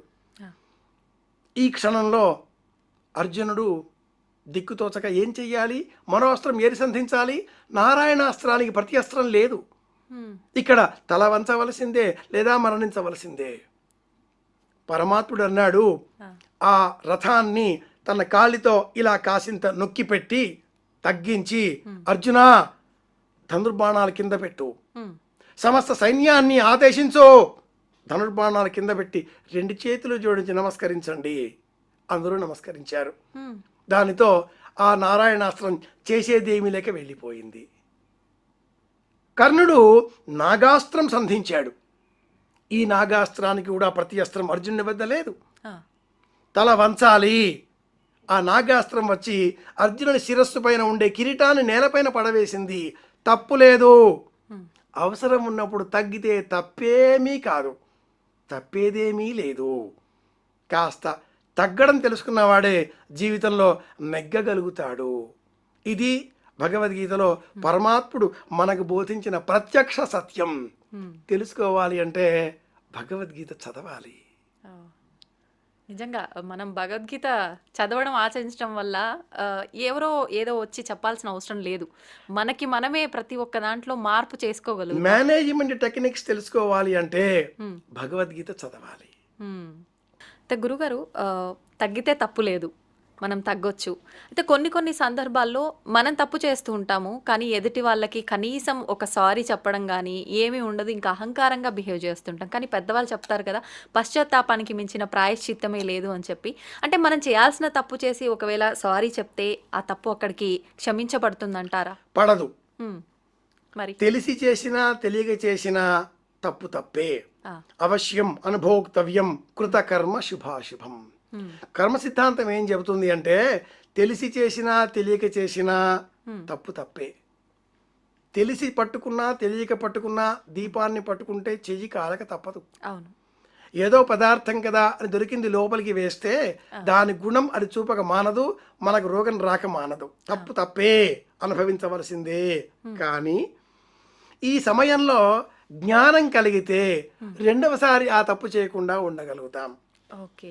ప్రాయశ్చిత్తం అన్న పదానికి అర్థం ఏమిటి అంటే చేసిన తప్పు తప్పు అని తెలిసిన తర్వాత మళ్ళీ చెయ్యకపోవడమే ప్రాయశ్చిత్తం. అంతేకాని తప్పు చేశాం, ప్రాయశ్చిత్తం క్షమించండి అని చెప్పాం, లేదు ఆ సమయానికి వాళ్ళని ఏదో వేడుకున్నాం, మళ్ళీ అదే చేస్తాం, ఈ రెండవసారి అనేసరికి ఆ తప్పు ఫలితం రెండింతలు మనం అనుభవించవలసి ఉంటుంది. తెలిసి చేసిన దోషము తెలియక చేసిన దోషము రెండూ ఫలితాలు మనకు తప్పకుండా అనుభవించవలసిందే. కానీ తెలిసి చేసిన దోషము ఎక్కువ అవుతుంది. చిన్నపిల్లవాడు తెలియక దీపం పట్టుకున్నాడు, వాడికి కలిగే దుఃఖం తక్కువ. మనము ఇది దీపము చెయ్యి కాలుతుంది అని తెలిసి పట్టుకున్నాం, మనకు కలిగే దుఃఖం ఎక్కువ. కనుక శాస్త్రంలో ఏం చెప్పబడి ఉంది అంటే ఎవరైనా ఏదైనా మనకు అపకారం చేస్తే అపకారం చేసిన వారిని మనం మర్చిపోవాలి, అపకార సందర్భాన్ని మనం మర్చిపోవాలి. చేసిన వ్యక్తి పశ్చాత్తాపం ప్రకటించి ఈ తప్పు నేను మళ్ళీ చేయను అన్నా అనకపోయినా మనం వారిని ఆదరించాలి. కానీ వ్యక్తిగా అతడి బాధ్యత అతను గుర్తించి నేను ఈ తప్పు మళ్ళీ చేయను, పొరపాటైంది అన్నాక మళ్ళీ చేస్తే అప్పుడు దండించక తప్పనిసరి పరిస్థితి, దండించవలసిందే. అంటే దండించినా మనకి ఎటువంటి దోషం ఉండదా? రాదు. ఓకే. ఎందుకని ఆ తప్పుకు అతడు ఆ దోషం అనుభవించవలసి ఉన్నది, మన ద్వారా పరమాత్ముడు ఆ శిక్షను నిర్ణయించాడు, పరిపూర్ణం చేస్తున్నాడు. ఇందాక మీరు గజేంద్ర మోక్షంది చెప్పింది, ఆ కథ ఇక్కడ ఉపయోగపడుతుంది. ఎలా మనం ప్రవర్తించాలి, మనం ఏ నిర్ణయాన్ని ఏ దోషాన్ని ఏ వ్యక్తిని ఇది మీరు చేశారు అని నిర్ణయించి శిక్షించే అర్హత కలవాళ్ళం కాం. మన ద్వారా పరమాత్ముడే ఆ శిక్షను పూర్తి చేస్తాడు. మనం తక్షణం చేయవలసింది ఏమిటి అంటే మౌనం వహించడం, ఆ వ్యక్తి నుంచి దూరం కావడం, ఆ పరిస్థితులకు దగ్గరగా వెళ్ళకపోవడం. ఇగ్నోరెన్స్ అనే ఒక పదం ఉంది, అలాగే మర్చిపోవడం అనే పదాన్ని వాడుతూ ఉంటాం. ఇన్నోసెన్స్ ఇగ్నోరెన్స్ అనే రెండు పదాలలో ఇన్నోసెన్స్ అమాయకత్వం, ఇగ్నోరెన్స్ మర్చిపోవడం. ఈ రెండింటికంటే కూడా మించింది ఫర్గెట్ఫుల్నెస్, అది ఇంకా పెద్దది. మనిషికి మరపు దేవుడిచ్చిన వరం. ఆ మరుపు లేకపోతే అనుక్షణం మన మనస్సు వేదనకు గురి అవుతూనే ఉంటుంది. ఇది పశ్చాత్తాపం, ఇది ప్రాయశ్చిత్తం. శాస్త్రం ఏం చెబుతుంది అంటే కృతే సకల దోషార్థం, మనం చేసిన సమస్త పాపాలకు దోషాలకు నేరాలకు అన్యాయాలకు అక్రమాలకు అబద్ధాలకు అనైతిక ప్రవర్తనకు శాస్త్రం విధించేటటువంటి చెప్పినటువంటి పరిహారం ఒకే ఒక్కటి, అభోజనం. భోజనం చేయడం మానేయాలి. అప్పుడు వాటన్నిటికీ పరిహారం అవుతుంది. భోజనం చేయడం మానేయాలి. భోజనం పైన మమకారం తీసేయడం, మమకారాన్ని వదులుకోవడం చెయ్యాలి. పూర్వం భారవి అనే ఒక మహాకవి పరమాద్భుతమైన కవిత్వం వెలయించడంతో ప్రపంచమంతా కీర్తించింది. తండ్రి గారు మెచ్చుకోలేదు. ఆగ్రహంతో ఆ భారవి తండ్రి గారిని అంతం చేద్దాం అనుకున్నాడు. అంత పెద్ద కొండరాయి తెచ్చాడు, తలుపు పక్కన పెట్టుకున్నాడు. అర్ధరాత్రి సమయంలో శిరస్సు పైన వేద్దాం అనే ఆలోచనతో వేచుకొని కాచుకొని ఉన్నాడు. తల్లి రావడంతో తండ్రి గారు లేచి కూర్చున్నారు. ఇద్దరు మాట్లాడుతున్నారు. ఏమండి, పిల్లవాడిని మెచ్చుకోకూడదా? తండ్రి అన్నాడు, నేను నా కొడుకును మెచ్చుకుంటే వాడికి ఆయుక్షీణం. నేను మెచ్చుకున్న మరుక్షణం వాడు నేర్చుకోవడం మానేస్తాడు. అద్భుతమైన కవిత్వం, కానీ నేను ఆ మాట అన్న మరుక్షణం వాడు కొత్తది నేర్చుకోవడం మానేస్తాడు. జీవితంలో ఎప్పుడూ ఎదుగుతూనే ఉండాలి, నేర్చుకుంటూనే ఉండాలి. బాధపడ్డ భారవి పాదాలు పట్టుకున్నాడు. తండ్రి ఏమని శిక్ష వేశాడు అంటే, నీవు వెళ్ళి మీ అత్తవారింట్లో 6 నెలలు జీవితం గడిపిరా, ఇదే శిక్ష. భారవి అన్నాడు, ఇది ఆనందమే. అత్తవారింటికి వెళితే నీకే తెలుస్తుంది. ఎన్ని రోజులుంటావో మాత్రం చెప్పకు, ఎందుకు వచ్చావో చెప్పకు. 6 నెలలు నీవు మీ అత్తవారింట్లో ఉండిరా, ఇదే శిక్ష. భారవి వెళ్ళాడు. అత్తవారు ఆదరించారు. 1వ రోజు, 2వ రోజు, 3వ రోజు, 1 నెల, 2 నెలలు, 3 నెలలు. తదుపరి నెమ్మదిగా బావమరిది చేతికర్ర చేతికిచ్చాడు. వ్యవసాయ క్షేత్రానికి, పొలానికి వెళ్ళమన్నాడు. పశువులు కాచవలసి వచ్చింది, పొలం దున్నవలసి వచ్చింది, కలుపు తీయవలసి వచ్చింది, నాట్లు వేయవలసి వచ్చింది, వ్యవసాయంలో పనులు చేయవలసి వచ్చింది. అందరికీ మిగిలి పెట్టిన తర్వాత మిగిలిన ఆహారాన్ని తినవలసి వచ్చింది. అభోజనంగా పస్తు ఉండవలసి వచ్చింది. కనుకనే 3వ నాడు మురికి చుట్టం అన్న సామెత మన ఇంట్లో మొదలైంది. అలిగి అత్తవారింటికి వెళ్ళకూడదు అన్న సామెత ఇలా పుట్టింది. ప్రతి దోషానికి ప్రాయశ్చిత్తం ఉంటుంది, ప్రతి పాపానికి శిక్ష ఉంటుంది. పరమాత్ముడు ఆ శిక్ష మన ద్వారా నిర్వహింపజేస్తాడు. ఇది కథ. అయితే కొన్ని పాపపుణ్యాలు మనం చేసుకున్నవి, మనం చేసే దాన ధర్మాల వల్ల కూడా మనం అది తీసేసుకోవచ్చు అని చెప్పి అంటుంటారు కదా గురుగారు. నిజంగా ఇది నిజమేనా? ఎటువంటి దానాలు చేయాలి? శాస్త్రంలో వనే రణే పర్వత మస్తకాగ్రే రక్షంతి పుణ్యాని పురాకృతాని అనే ఒక వాక్కు ఉంది. అడవిలో ఉన్నప్పుడు, యుద్ధరంగంలో ఉన్నప్పుడు, పర్వతం అగ్రభాగంలో ఉన్నప్పుడు, మహా ఆపదలో ఉన్నప్పుడు మనం చేసిన పూర్వకర్మలు మనల్ని రక్షిస్తాయి. దానం చేస్తే ఆ దానం వల్ల కలిగే పుణ్యం మనం పొందేటటువంటి దుఃఖాన్ని తగ్గిస్తుంది, కొంత ప్రశాంతత చేకూరుతుంది. ఏ దుఃఖం రాబోతున్నదో తెలిసి వస్తుంది కనుక ఇది తెలిసిన దుఃఖం అంత బాధ కలిగించదు. ఒక వ్యక్తి అడవిలో తన వెంట ఒక చిరుతపులి పడగా పరిగెత్తి చెట్టెక్కే ప్రయత్నం చేశాడు. చెట్టెక్కాడు. చిరుతపులి చెట్టు వరకు వచ్చింది. అది చిరుతపులి కాదు, పెద్ద పులి. చెట్లు ఎక్కడం అంతగా రాదు. ఎక్కే ప్రయత్నం చేస్తున్నది. వ్యక్తి చెట్ల కొమ్మల పైకి వెళుతున్నాడు. ఆ కొమ్మ పై నుంచి ఒక పాము కిందికి వస్తున్నది. ఆ చెట్టు కొమ్మ మధ్యలో ఒక ఎలుగుబంటి కూడా ఉన్నది. దిగితే ఎలుగుబంటి, దూకేస్తే పెద్ద పులి, అక్కడే ఉంటే పాము. ఆ వ్యక్తి ఈశ్వరా నీవే తప్ప ఇతఃపరం బెరుగను అంటూ ప్రార్థించాడు. దానం చేసి ఉన్నాడు, పుణ్యకర్మలు చేసి ఉన్నాడు, పూర్వ పుణ్యం ఉన్నది. ఎవరో దూరం నుంచి ఒక వేటగాడు ఈ ఎలుగుబంటి చెట్టు పైన ఉండడం చూచి బాణం ఇలా ఏకాగ్రత గురి పెట్టుకుని వస్తున్నాడు. చూస్తున్నాడు. అతడి కంటికి ఎలుగుబంటి కనిపిస్తున్నది. బాణం సంధించాడు. ఈ ఎలుగుబంటి వ్యక్తి కిందికి రాకపోవడంతో ఆ కొమ్మ పట్టుకొని బలంగా ఊపింది. వేటగాడు బాణం వదిలాడు. ఆ బాణం ఎలుగుబంటికి కాకుండా చెట్టు బోదెకు తాకింది. అత్యంత వేగంతో ఒక చువ్వ చివి పక్క నుంచి పోవడంతో ఎలుగుబంటి దభేలుమని నేలపైన పడింది. అంత నల్లటి ముద్ద నేలపైన పడడంతో పెద్ద పులి గాభరా పడి పరిగెత్తింది. పెద్ద పులి పారిపోయింది, ఎలుగుబంటి పారిపోయింది. కొమ్మ ఊపిన వేగానికి పాము కూడా పట్టుదప్పి నేలపైన పడడంతో ఆ వ్యక్తి బ్రతుకు జీవుడా అంటూ బతికాడు. పురాణాలలో ఆత్మవిశ్వాసాన్ని, మనోబలాన్ని పెంచే ఇలాంటి కథలు కూడా ఎన్నో ఉంటాయి. చదవవలసింది మనమే. ఉమ్, ఇతర మతాలపైన ఆకర్షణతో కాకుండా మన మతం పైన సంపూర్ణమైన విశ్వాసంతో సనాతన ధర్మాన్ని అనుసరించే నేపథ్యంతో భక్తి భయం కాకుండా ప్రేమ ఇష్టం అనే మార్గంతో హా, భగవద్గీతను అనుసంధానం చేసుకోగలిగితే, ఇలాంటి కథలు ఎన్నో మనం తెలుసుకోగలిగితే మనపైన మనకు విశ్వాసం కలుగుతుంది. We're correct, always correct. అంతే. తప్పు చేసిన వాడు మాత్రమే తల వంచుకుంటాడు. తప్పు చేయని వాడి తల ఎప్పుడు ఎదిగే ఉంటుంది, పైకే ఉంటుంది. ఈ విశ్వాసం మనకు కలగాలి, భగవద్గీత అధ్యయనం చేయాలి. ఉమ్. అయితే గురుగారు, మన సనాతన ధర్మం అని చెప్పి ఈ మధ్య కాలంలో మనం ఎక్కువగా వింటున్నాం. మనం కాదు, మేము మాలాంటి వాళ్ళం ఎక్కువగా వింటున్నాము. అయితే ఇప్పుడు కొత్తగా వచ్చింది ఏమీ కాదు మన ధర్మం. ఇప్పుడు కొత్తగా మనం వినటానికి ఏమీ లేదు. విని నేర్చుకోవాలి, మారాలి అనే ఒక ఆశ ఉండాలే తప్ప ఇప్పుడు కొత్తగా ఏమీ లేదు. అంటే ఎప్పటి నుంచో మన పెద్ద పెద్ద వాళ్ళు ఋషులు మునులు చెప్పుకుంటూ వచ్చిందే. మరి ఎందుకు ఈ మధ్య కాలంలో ఎక్కువగా వినిపిస్తుంది అంటారు? ఎందుకంటే ఒక 300 సంవత్సరాల కాలం నుంచి మన దేశం పైన 300 కాదు 1000 సంవత్సరాల నుంచి ఆ, ఈ దేశం పైన జరిగిన విదేశీ దండయాత్రల కారణంగా దేశీయ యువతలో కొంత ఇతర మతాల పట్ల, ఇతర ధర్మాల పట్ల ఆకర్షణ పెరిగింది.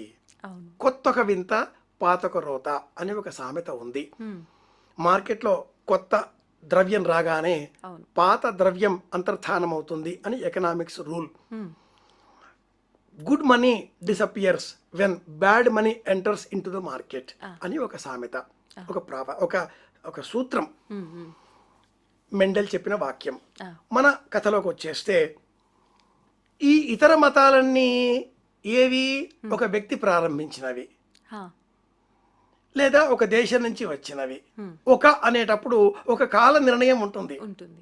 ఒక సూచన ఉంటుంది. ఉమ్, ఒక శతమానం కాలం నుంచి 1000 శతమానాల కాలం నుంచి 1500 శతమానాలు అని చెప్పుకుందాం, శతాబ్దులు అంటాం, ఏదైతేనేం ఒక కాలం ఉంది. ఆ, కానీ సనాతన ధర్మం అనగానే అనాది. ఉమ్, దేశంలో ఎప్పుడైతే జీవి ప్రాణం పోసుకుందో అనుక్షణమే ధర్మం ప్రారంభమైంది. ఈ ధర్మం వ్యక్తి ధర్మం, సంఘ ధర్మం, కాలధర్మం, స్థల ధర్మం, దేశధర్మం, ఇలా వివిధ రూపాలలో విస్తరింపబడి ఉంది, ఎక్స్పాండ్ అయి ఉంది. అవును. ఇలాంటి నేపథ్యంలో సనాతన ధర్మం అనగానే వేదం, ఉమ్, ఇతిహాసాలు, పురాణాలు, శాస్త్రాలు, కావ్యాలు, వీటిని అధ్యయనం చెయ్యాలి. ఆ, వేదంలో ఉన్నదే ధర్మం అవుతుంది. మాకు వేదాలు తెలియవండి, ఆ, రామాయణం చదువుదాం, ఆ, రాముడి ప్రవర్తన ధర్మం తెలుసుకున్నాం, ఏం ప్రయోజనం? అనుసరిస్తేనే ప్రయోజనం. అవును. భారతం విన్నాం, ఉమ్, ఏం ప్రయోజనం? పాటిస్తేనే ధర్మం. వ్యక్తి తన కుటుంబంలోని వారితో ఎలా ప్రవర్తించాలో రామాయణం చెబుతుంది. ఉమ్, వ్యక్తి సంఘంలో, సమాజంలో అందరితో ఎలా ప్రవర్తించాలో భారతం చెబుతుంది.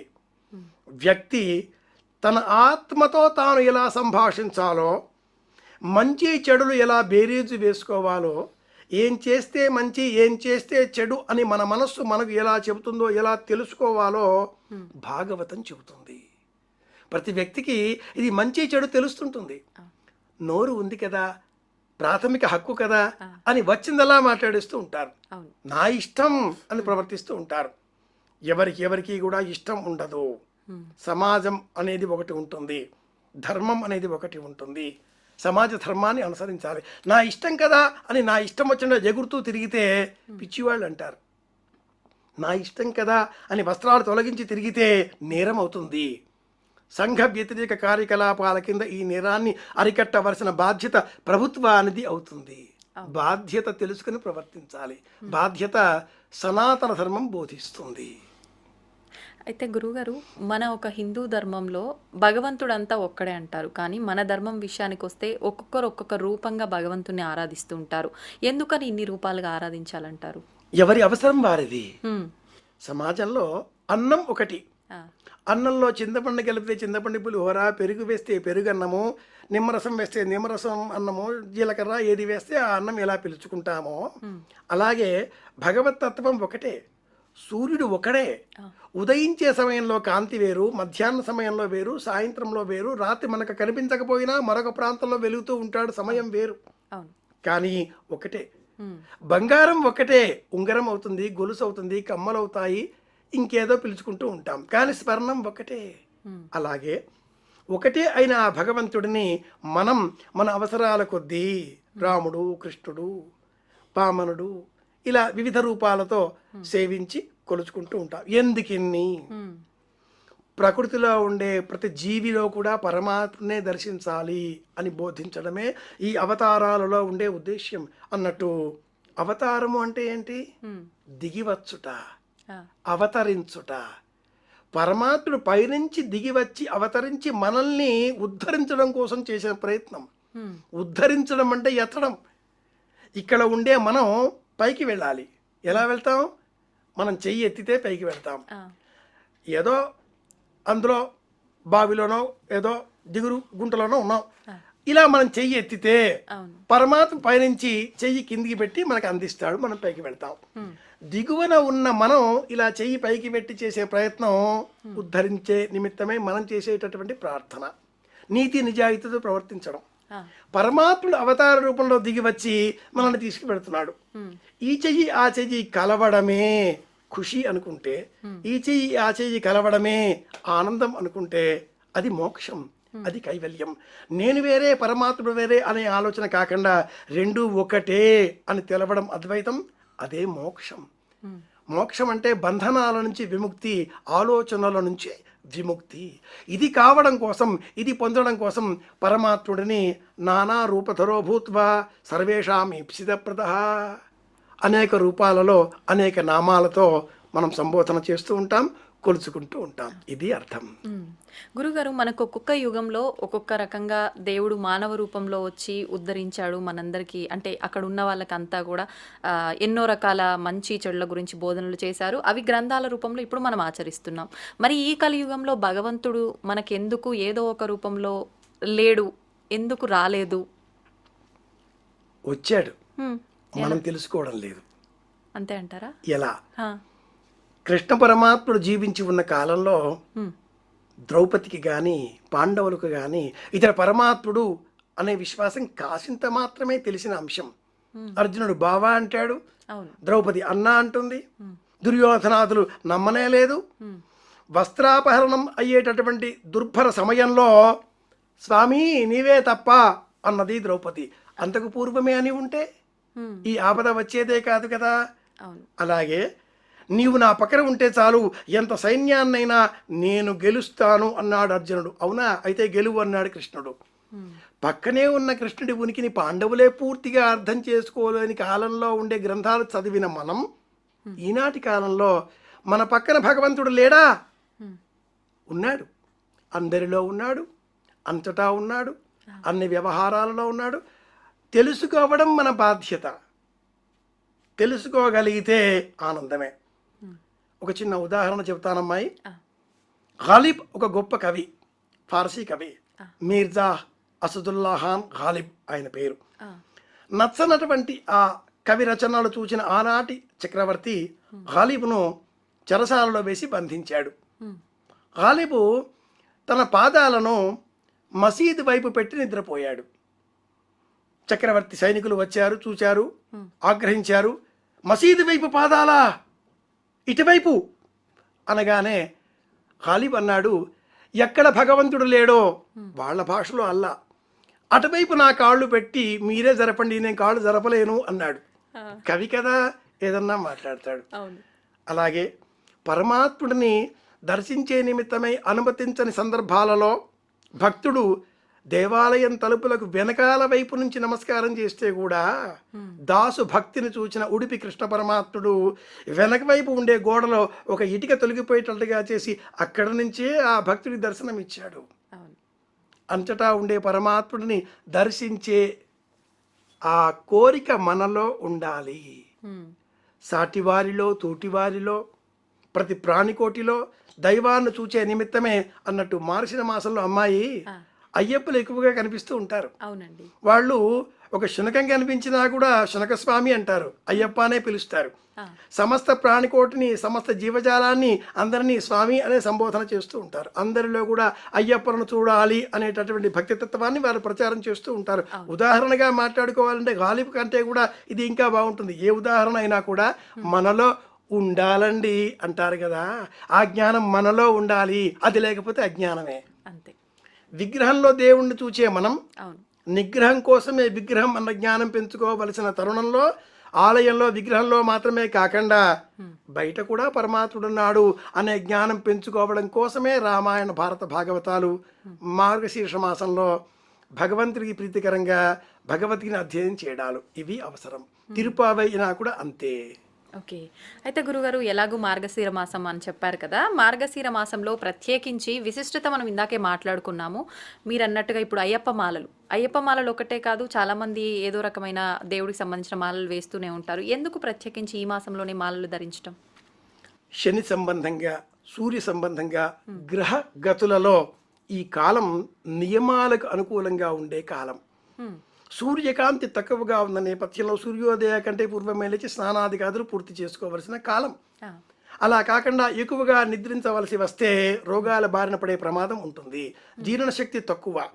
శని, రవి ఈ గ్రహాల గతులన్నీ కూడా తుల, వృశ్చికం, ధనుస్సు, మకరం ఈ రాశులలో ఉన్న నేపథ్యంలో చలి పెరుగుతుంది. పగటి కాలం తక్కువ, రాత్రి ఎక్కువ. కనుక ఈ కాలంలో శని గ్రహానికి సంబంధించిన నల్లని వస్త్రాలు ధరించాలి.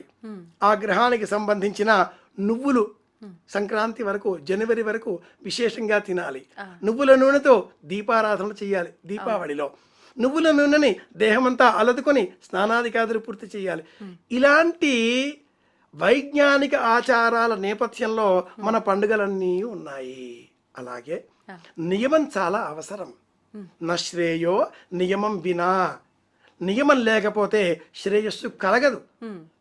ఆ నేపథ్యంలోనే ఈ మాసంలో తిరుపావై పాశురాలను అనుసంధానం చేసుకునే క్రమంలో సూర్యోదయం కంటే పూర్వమే లేచి స్వామిని తలుచుకొని పెసరపప్పు, బియ్యం, నెయ్యి, బెల్లం వీటితో పులగం సిద్ధం చేసి స్వీకరిస్తారు. సూర్యోదయం కంటే పూర్వమే. ఇక మళ్ళీ ఇంకొకసారి తినేది లేదు, ఒకటేసారి. అది కూడా ముష్టి అనే ఒక ప్రమాణం ఉంది.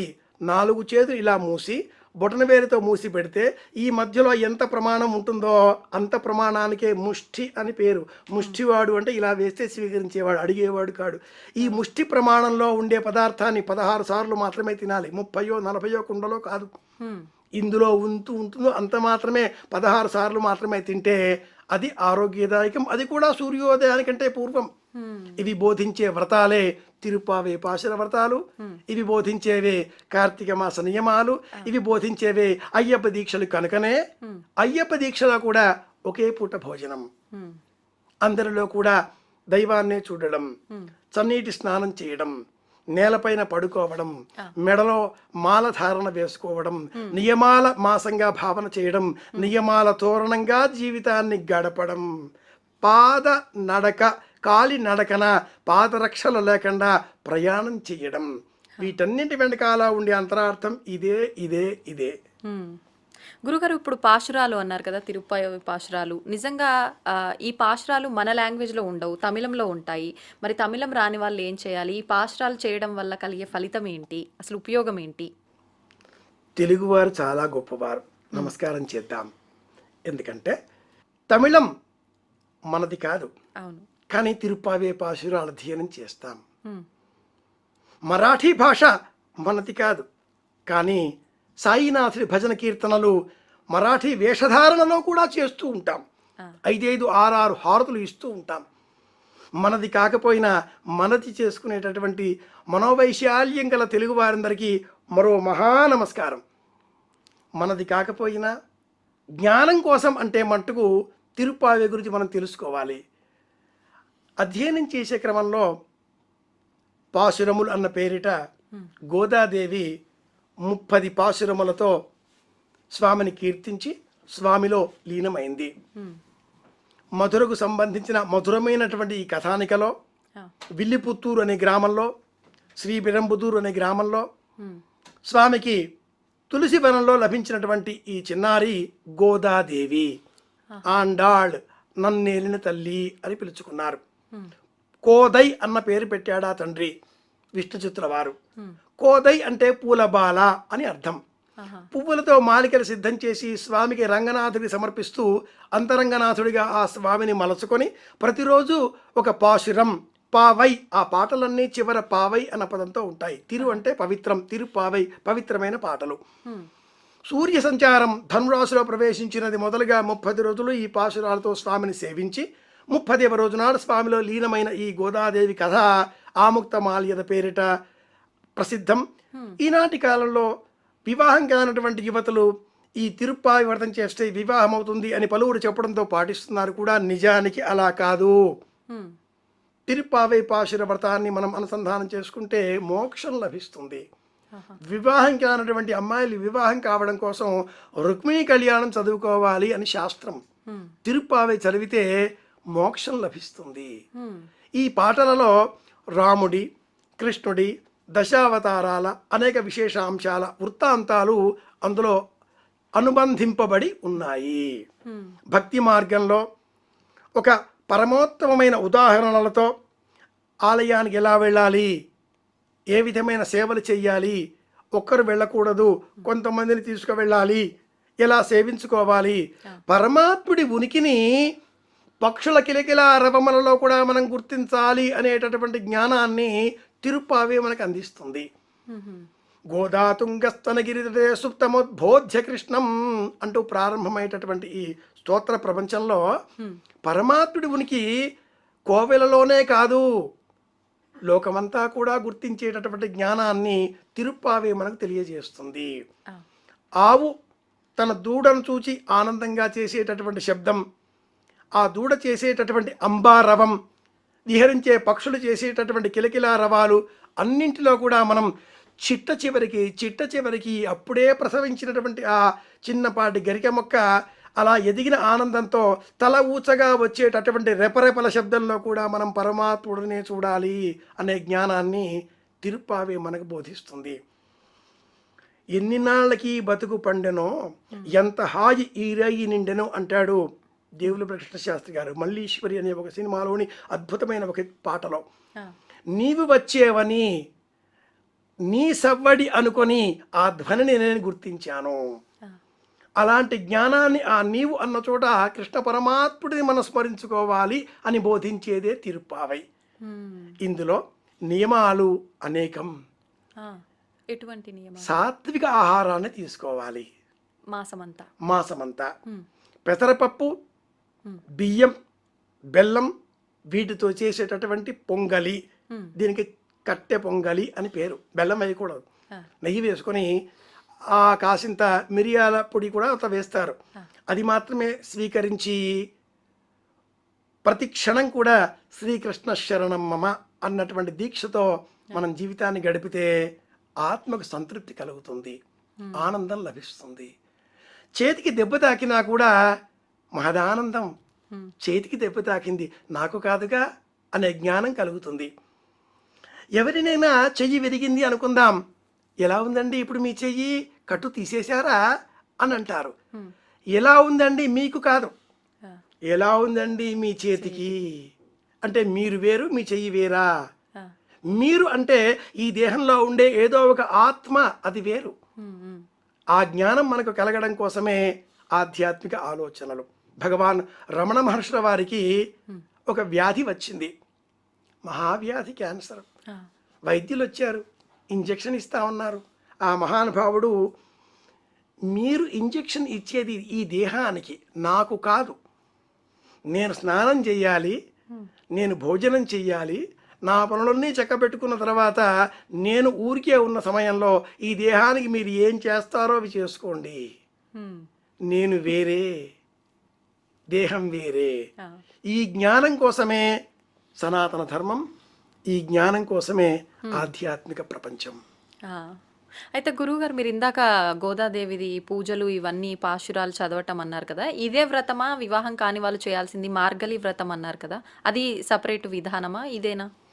మార్గలి వ్రతం, దీన్నే పవిత్రంగా చెప్పాలి అంటే పరమాత్ముడి ఉనికిని మన మనస్సు గుర్తించే వ్రతం అని గ్రహించాలి.